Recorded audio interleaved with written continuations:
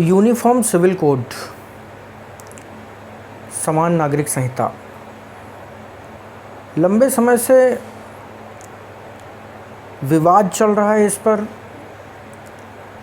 लेकिन पहली बार इस देश को कब पता चला कि इस देश को यूनिफॉर्म सिविल कोड की ज़रूरत है, वो था Shah Bano versus union of India. लेकिन यूनिफॉर्म सिविल कोड है क्या, इसे समझना बहुत आवश्यक है। देखिए, कोड का मतलब है संहिता। हमारे देश में दो प्रकार की कोड हैं, एक है क्रिमिनल कोड और एक है सिविल कोड। क्रिमिनल कोड का मतलब है आपराधिक संहिता, सिविल कोड का अर्थ है नागरिक संहिता।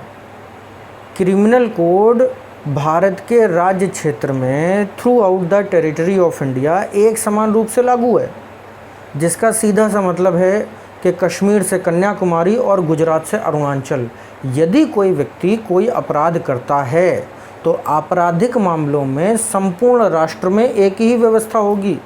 302, 307, 323, 375 या और भी कोई खतरनाक धारा पूरे देश में एक समान होगी। लेकिन यदि कोई व्यक्ति सिविल के मामलों में अभियुक्त है या उसका कोई मुकदमा लंबित है, तो ऐसे मामलों में पूरे देश में एक ही व्यवस्था नहीं है, जिसका सीधा सा मतलब है कि विवाह एवं तलाक के मामले, बच्चे की कस्टडी, बच्चे को गोद लेने के मामले एवं प्रॉपर्टी के मामले, इन मामलों में देश में भिन्न भिन्न कानून हैं। अब प्रश्न उठता है क्यों और क्या ऐसा होना चाहिए।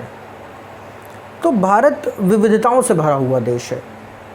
आप कश्मीर से कन्याकुमारी तक देखिए तो आपको विभिन्न धर्म, संप्रदाय, जाति, लिंग, वंश और जन्म के स्थान के रहने वाले लोग मिल जाएंगे।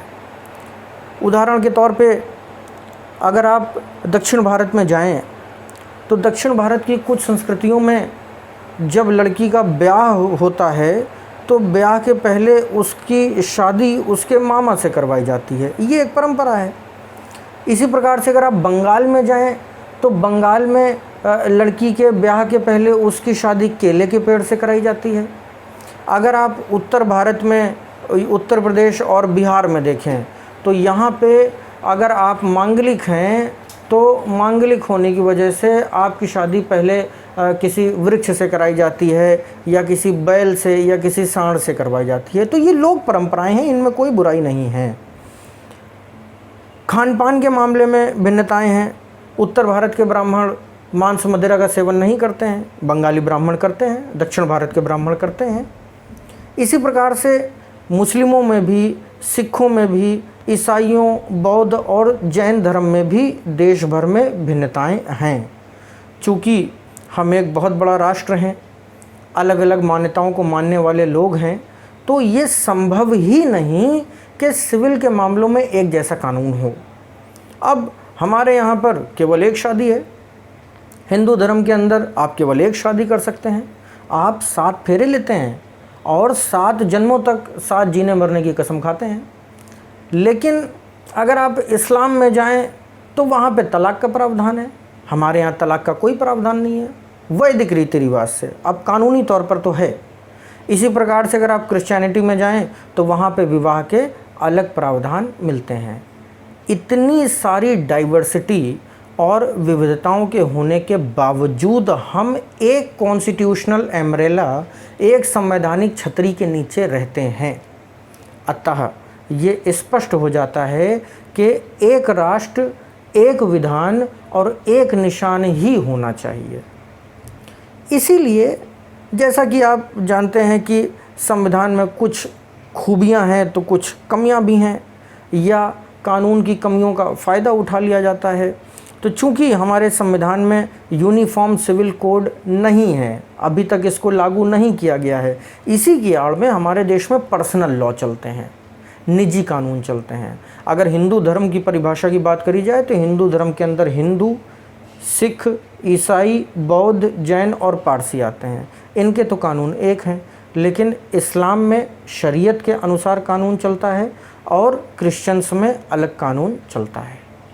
अब इस देश को ज़रूरत है यूनिफॉर्म सिविल कोड की। जैसा कि मैंने आपको बताया कि Shah Bano versus union of India में पहली बार इसकी व्याख्या करी गई, लेकिन उसको लागू नहीं किया गया। वो एक अलग विषय है जिसकी चर्चा हम लोग फिर कभी कर लेंगे।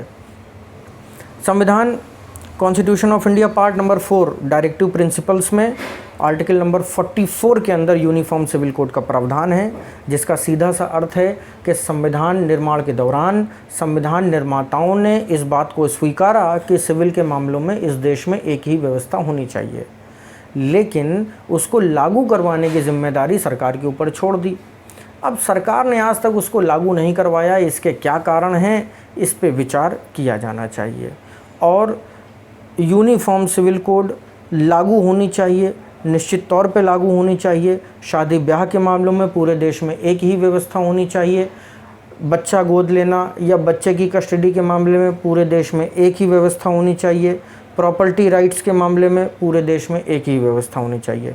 इसका समर्थन किया जाना चाहिए, लेकिन फिर भी लोगों के जो निजी विचार हैं, उनके पर्सनल फेथ एंड बिलीफ हैं, उनको भी बिल्कुल नज़रअंदाज नहीं करना चाहिए। अतः हम सभी को मिल करके एक ऐसा विचार करके एक ऐसा बीच का रास्ता निकालना होगा कि यूनिफॉर्म सिविल कोड लागू भी हो जाए और किसी का दिल भी ना दुखे। आगे की बात फिर कभी करेंगे। जय हिंद।